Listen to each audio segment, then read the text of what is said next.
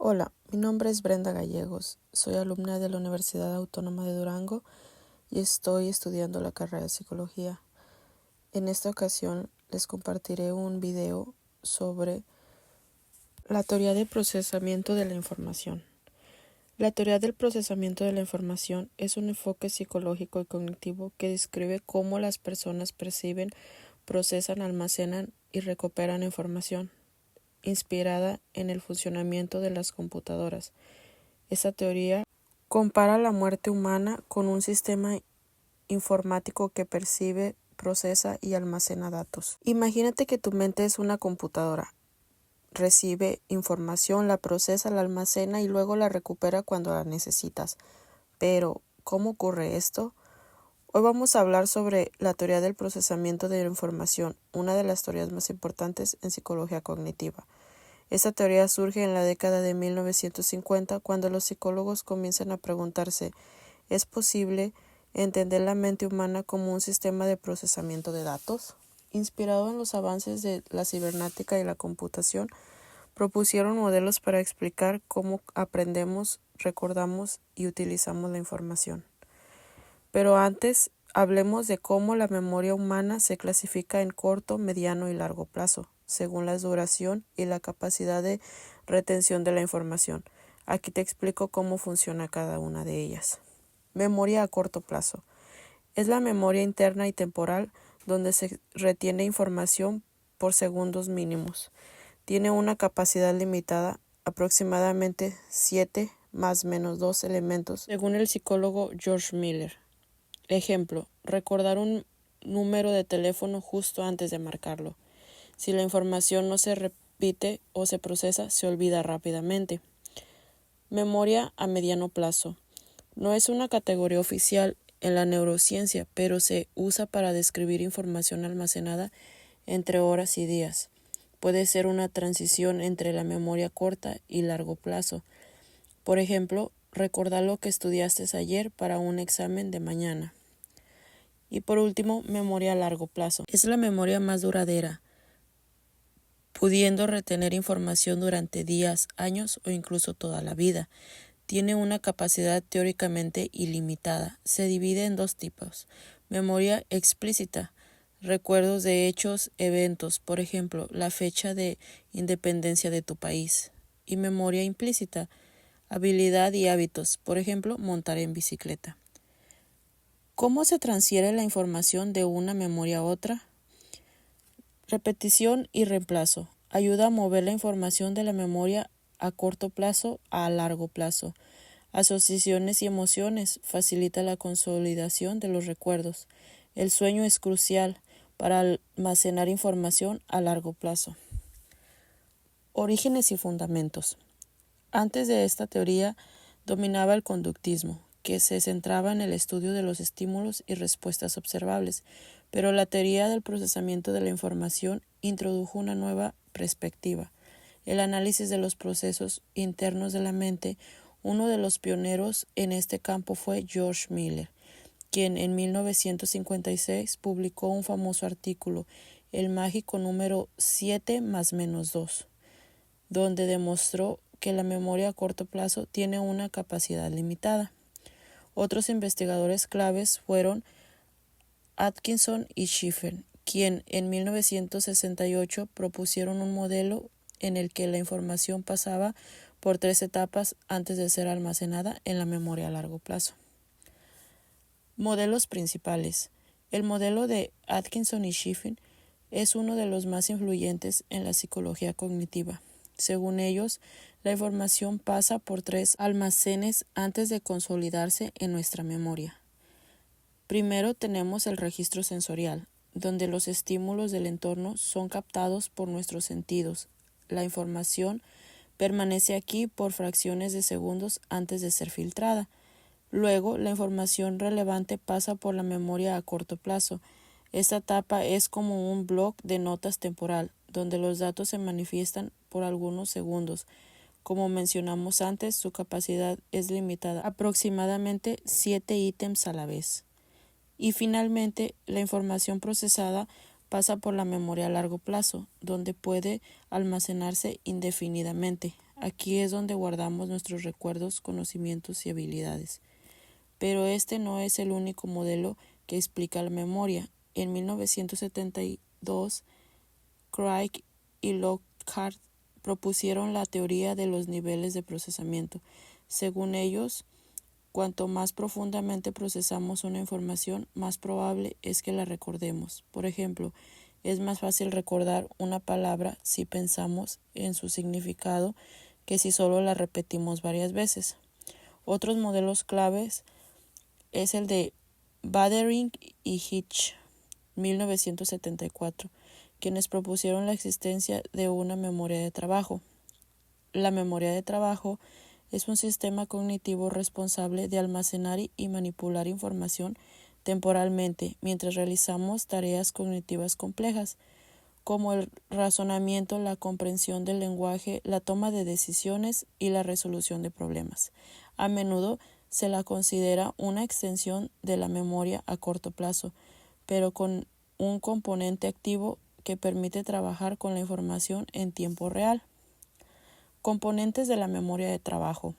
El modelo más reconocido de la memoria de trabajo consta de 3 componentes principales. Número 1. La agenda central. Actúa como un controlador general que supervisa y coordina la información, decide enfocar la atención y regula los recursos cognitivos. Número 2. La agenda visoespacial. Maneja información visual y espacial.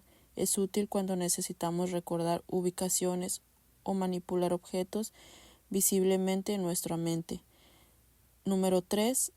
La agenda fonológica. Procesa información verbal y auditiva. Está dividida en 2 subconscientes: almacén fonológico, que repite palabras y sonidos por unos segundos, y repetición subvocal, que permite refrescar la información repitiéndola mentalmente. Posteriormente, Baddeley añadió un cuarto componente, el buffer episódico, que integra información de diferentes fuentes, visual, auditiva y memoria a largo plazo, en una presentación coherente y temporal. Ejemplos de uso en la vida cotidiana. Calcular matemáticamente cuánto costaron varias compras en una tienda. Recordar como una dirección mientras se escucha y se anota. Seguir instrucciones complejas como una receta de cocina. Memoria de trabajo y aprendizaje. La memoria de trabajo es esencial en el proceso de aprendizaje, ya que permite mantener la información activa mientras se integra con conocimientos previos. Una capacidad limitada de memoria de trabajo puede afectar la habilidad para aprender matemáticas, leer y escribir. Aplicaciones en la educación y la vida diaria. La teoría del procesamiento de la información es un enfoque cognitivo que explica cómo los individuos reciben, almacenan, recuperan y utilizan la información. Basado en el modelo de la computación, esta teoría compara la mente humana con un sistema de procesamiento de datos, compuesto por una memoria sensorial, memoria de trabajo y memoria a largo plazo. Sus aplicaciones abarcan diversos ámbitos, especialmente en la educación y la vida cotidiana, permitiendo optimizar el aprendizaje y la toma de decisiones. La teoría del procesamiento de información ha transformado la forma en que enseñamos y aprendemos. Algunas de sus capacidades en la educación incluyen uso de estrategias de codificación profunda, como conectar nueva información con conocimientos previos, repetición espaciada, que ayuda a consolidar la memoria, uso de ayudas visuales como mapas conceptuales para mejorar la organización de la información. Aplicación en la educación. La teoría de procesamiento de la información ha transformado los métodos pedagógicos, proporcionando estrategias para mejorar la adquisición y retención del conocimiento. Algunas aplicaciones clave incluyen técnicas de enseñanza, métodos como la enseñanza explícita y la segmentación de la información facilitan el procesamiento cognitivo. Por ejemplo, en la enseñanza de matemáticas, los problemas complejos se dividen en pasos más pequeños para evitar la sobrecarga cognitiva. Uso de graficadores.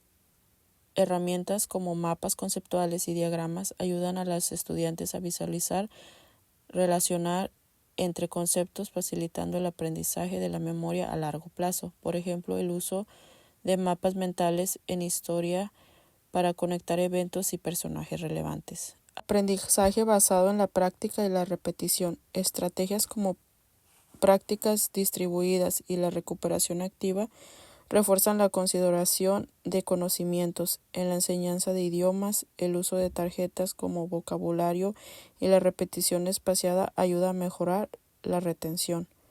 Control de carga cognitiva. Diseñar materiales didácticos con el equilibrio entre texto y imagen y evitar la información irrelevante mejora la comprensión y evita la sobrecarga cognitiva. Un ejemplo es la simplificación de presentación en diapositivas, reduciendo el texto y agregando imágenes ilustrativas. Aplicaciones en la vida cotidiana. Más allá del ámbito educativo, la teoría del procesamiento de la información influye en diversos aspectos de la vida cotidiana, mejorando la eficacia cognitiva y la toma de decisiones. Toma de decisiones y resolución de problemas. La teoría de procesamiento de información ayuda a filtrar información relevante y organizarla para tomar decisiones eficientes. Ejemplo, al planificar un viaje, las personas analizan múltiples factores, costos, clima, disponibilidad, antes de tomar una decisión informada. Memorización y recordatorio de la información. Estrategias como la repetición espaciada y la elaboración de asociaciones mejoran la memoria. Atención y multitarea. Comprender los límites de la atención permite mejorar la productividad. Por ejemplo, dividir tareas complejas en segmentos más pequeños y establecer pausas programadas ayuda a evitar la fatiga cognitiva en el trabajo. Y por último, integración con tecnología. El diseño de interfaces del usuario en disponibilidad digital se basa en la tecnología del procesamiento de la información para facilitar el uso intuitivo. Un ejemplo de la disposición de aplicaciones en un teléfono inteligente organizada de manera lógica para reducir la sobrecarga cognitiva. En conclusión, en la vida diaria también podemos aplicar estas teorías. Por ejemplo, cuando estudiamos para un examen, es más efectivo hacer resúmenes y explicar los conceptos en voz alta que simplemente leer en silencio. O cuando aprendemos un nuevo idioma, recordar palabras dentro de un contexto mejora su retención. Como hemos visto, la teoría de procesamiento de la información nos ayuda a entender cómo aprendemos y recordamos. Gracias a ella podemos aplicar estrategias para mejorar nuestra memoria y optimizar el aprendizaje. Si te ha parecido interesante este tema, no olvides darle like, suscribirte y activar la campana de notificaciones para no perderte ningún video. Nos vemos en el próximo.